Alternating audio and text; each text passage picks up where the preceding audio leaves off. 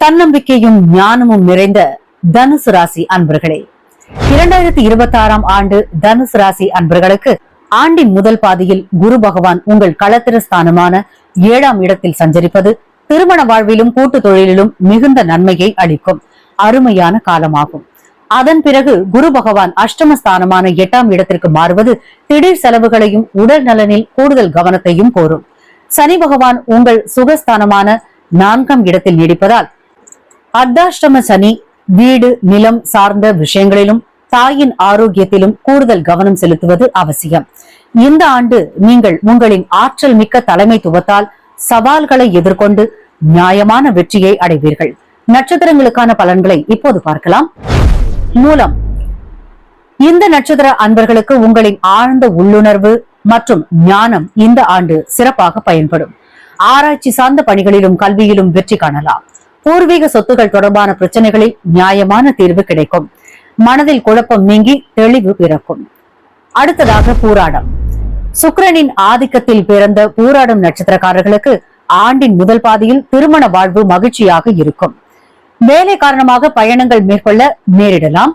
கலைத்துறையில் உள்ளவர்களுக்கு புதிய வாய்ப்புகளும் பொருளாதார லாபமும் உண்டாகும்.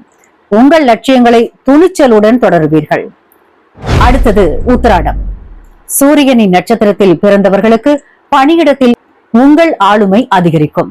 உயர் அதிகாரிகளின் ஆதரவு கிடைக்கும். அரசு சார்ந்த வேலைகள் கைகூடும்.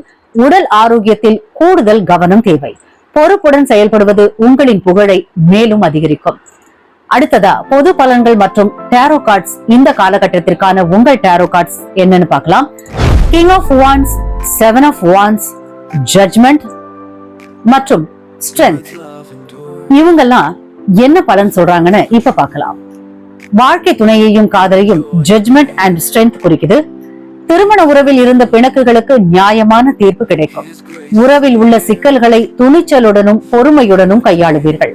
சுப நிகழ்வுகளுக்கு சாதகமான நேரம். தொழில் மற்றும் வேலையை king of wands and 7 of wands குறிக்கிறாங்க. நீங்கள் உங்கள் பணியிடத்தில் ஒரு தலைவராக எழுச்சி பெறுவீர்கள். புதிய பொறுப்புகள் உங்களை தேடி வரும். உங்களின் திட்டங்களுக்கும் முன்னேற்றத்திற்கும் எதிர்ப்புகள் இருக்கலாம். அவற்றை நீங்கள் உங்கள் அசாத்திய தன்னம்பிக்கையால் முறியடிப்பீர்கள்.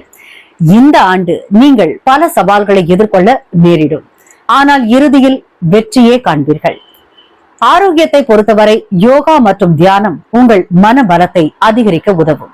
குருவின் 8ஆம் இட சஞ்சாரம் ஆரோக்கியத்தில் கவனத்தை கோருவதால் சரியான உணவு பழக்கத்தை பின்பற்றவும். அதிர்ஷ்ட எண் 3 மற்றும் 9. அதிர்ஷ்ட நிறம் எல்லோ மற்றும் நீல நிறம். உங்களுக்கான பரிகாரம் வியாழக்கிழமை தோறும் தட்சிணாமூர்த்தியை வழிபடுவது, மேலும் சனிக்கிழமை தோறும் ஆஞ்சநேயரை வணங்குவது அர்த்தாஷ்டம சனியின் தாக்கத்தை குறைத்து சவால்களை சமாளிக்க உள்ளுணர்வு பலத்தை அளிக்கும். முக்கிய முடிவெடுக்கும் நாட்களாக மாதத்தின் 3, 12, 21, 30 ஆகிய தேதிகள் மற்றும் வியாழக்கிழமை, ஞாயிற்றுக்கிழமை ஆகிய கிழமைகளில் முக்கியமான முடிவுகளை எடுக்கலாம். இந்த ஆண்டு உங்கள் ஞானம், தைரியம் மற்றும் ஆற்றல் மிக்க தலைமைத்துவம் உங்களை சமூகத்தில் உயர்த்தி சவால்களை வெற்றியாக மாற்றி ஒரு புதிய தெளிவான வாழ்க்கையை உருவாக்க உதவும்.